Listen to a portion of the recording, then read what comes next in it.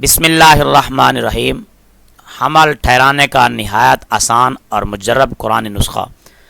آخری پارہ سورۃ الطارق، اس کی آیت نمبر 4، 5، 6 اور 7۔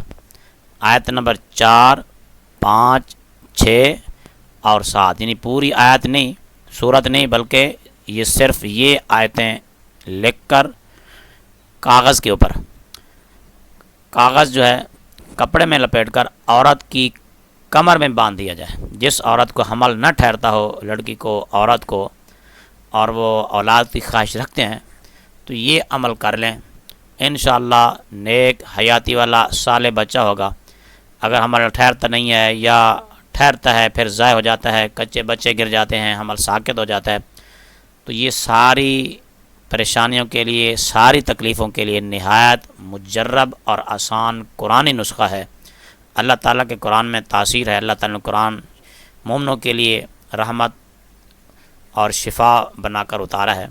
آپ اس کو ضرور اس کے اوپر عمل کریں، انشاءاللہ اللہ تعالیٰ فرزند صالح عطا فرمائے گا۔ یہ آیت لکھ کر عورت کی کمر میں باندھ دی جائے، کپڑے میں لپیٹ کر۔